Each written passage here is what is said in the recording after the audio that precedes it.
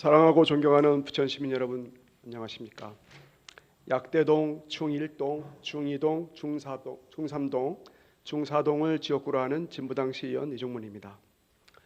부천시를 위하여 시정활동에 힘써주시는 조용희 시장님과 부천시 관계 공무원분들의 노고에 감사드립니다.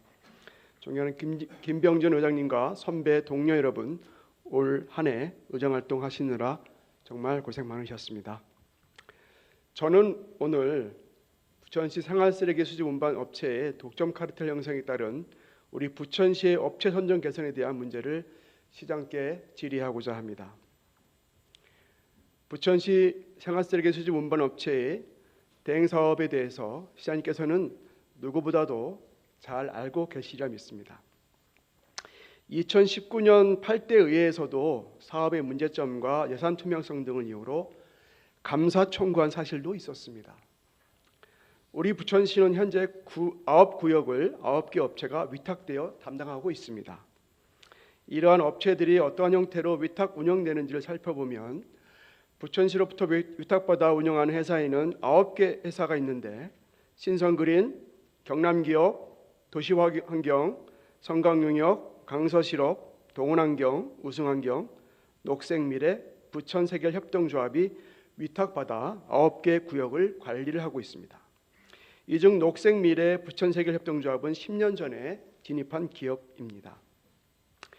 해당 기업들은 부천시가 위생공사로 시작해서 민간업체로 생활쓰레기 수거 및 운반 업무를 위탁한 이래 단 한 번도 탈락하거나 스스로 포기한 사례가 전무한 사실입니다. 청소 노동자들은 청소 차량도 탑승하지 못한 채 하루 평균 20km 이상을 도보로 이동하고 있습니다. 해당 업체들은 위탁 이후 실적이 좋든 나쁘든 계속적으로 대행 업무를 수행하고 있으며 거기다가 거의 8%에 이르는 수익도 안정적으로 보장받고 있습니다. 2025년 생활쓰레기 우리 예산이 부천시 예산 680억입니다. 26년에 책정된 예산은 700억입니다. 20억 더 추가됐습니다. 지난주 조영희 시장께서 국회에 가서 박주민 보건복지위원장께 여성 청소년 생리용품 보편 지원을 위해서 국비를 지원해달라고 말씀하시는 걸 보았습니다. 안타깝게도 부천시는 전국 31개 경기도 시군에서 24개 지역 말고 7개 시군이 지금 하지 못하고 있는 청소년 여성용품 보편적 지원을 하지 못하고 있습니다. 그런 상황에서 사실은 시장님이 고군분투하시면서 국비 지원을 요청하시는 모습을 보면서 노고에 감사드리면서도 너무나 안타까운 심정이었습니다. 쓰레기 수집 대행 업체들이 하는 사업이 우리 세간에서는 손짚고 헤엄치기라고 합니다.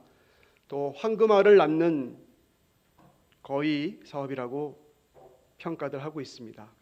이런 메리트를 가지고 있어서 위탁구역을 바꿔가면서 다시 재계약을 이루고 있는 형태로 본의원은 사전에 업체 간 담합이 형성되어 있다고 의심하고 있습니다. 왜 이런 현상이 발생하는 것일까요? 본의원은 부천시로부터 위탁받아 운영하는 회사에 전직 시 공무원들이 근무하고 있다는 사실을 확인할 수 있었습니다. 특히나 자원순환과 출신의 공무원들이 생활쓰레기 업체에 근무하고 있는 사실을 확인하였습니다. 부천시로부터 위탁받아 운영하고 있는 회사에 전직 공무원들이 근무하면서 그 근무하는 그 목적이 무엇인가 의심하지 않을 수 없었습니다.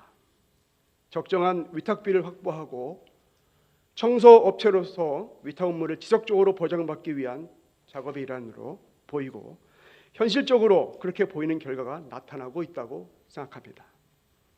시장께 묻겠습니다. 9개 업체 중 6개 업체에서 전직 공무원들을 경쟁적으로 모셔가고 나머지 3개 업체도 위기의식을 느끼는지 몰라도 전직 공무원 모셔가기에 뛰어들 가능성이 높아지고 있습니다. 과연 공정한 경쟁이 이루어질 수 있다고 판단하십니까? 타 지자체의 사례를 살펴보겠습니다.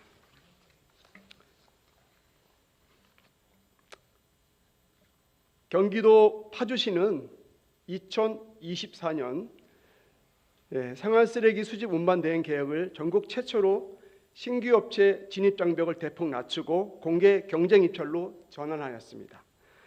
공개 모집에 총 42개 업체가 지원하였고 이 중 15개 업체를 선정하고 대행 구역별로 경제 입찰을 실시하여 최종 13개 업체가 선정되었습니다.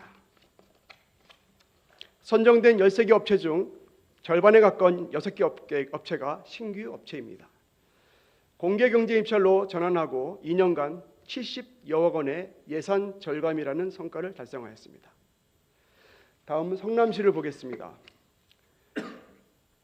해당 자료는 보도 자료를 살펴본 것입니다. 보시다시피 성남시도 독점적인 관행으로 제도 개선을 하였고 당시에는 전직 공무원들이 해당 기업에 취업하며 문제가 된 것도 알 수 있었습니다.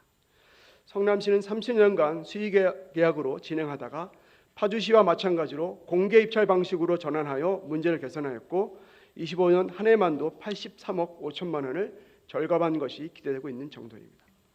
성남시도 기존의 수의계약에 의한 독점을 막고자 2023년 신규 사업자 20개 업체에 허가를 내주며 경쟁체제로 기반을 구축하였고 24년에 기존 20개사와 신규 20개사가 입찰을 통하여 22개 청소 대행 업체를 선정하였습니다. 24년 7월부터 26년 12월까지 약 2년 6개월간의 위탁 기간 동안 총 약 200억 원의 예산 절감 효과가 기대된다고 합니다. 다음은 화성시입니다. 자료를 보시면 알겠지만 화성시도 마찬가지입니다. 화성시는 화성종합경기타운 대회의실에서 생활폐기물 수집 운반 대행업체 선전 방안 공청회를 개최하였습니다.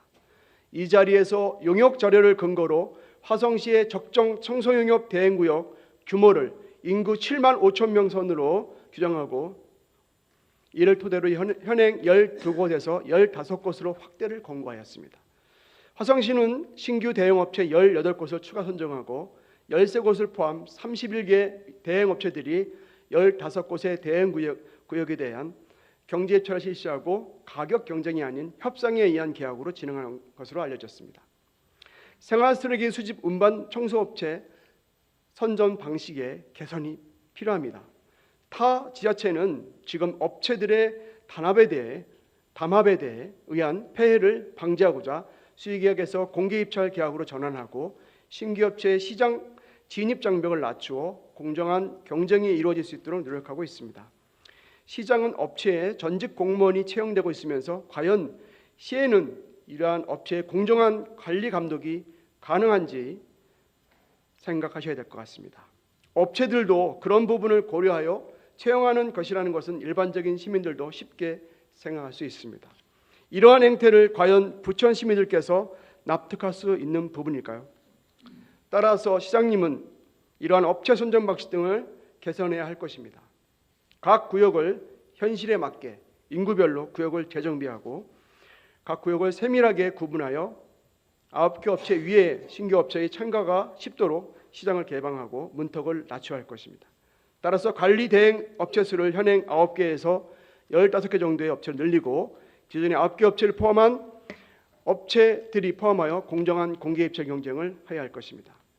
기존 업체들로만 입찰이 이루어지는 것을 방지하고 신규 업체의 시장 진입을 적극적으로 이루어질 수 있도록 문턱을 낮추는 방법을 강구해야 할 것입니다. 시장의 적극적인 개선 검토와 노력을 부탁드립니다. 120년 전 을사년, 지금과 다른 2025년 을사년, 올해 전국 대학 교수들이 2025년 올해의 사자성어를 변동불거를 꼽았습니다. 세상이 잠시도 멈추지 않고 끊임없이 흘러가면서 변한다는 뜻입니다. 부천도 새로운 변화와 혁신의 2026년이 되기를 기원합니다. 올 한 해 모두 수고하셨습니다. 새해 복 많이 받으십시오. 끝까지 경청해 주셔서 감사합니다.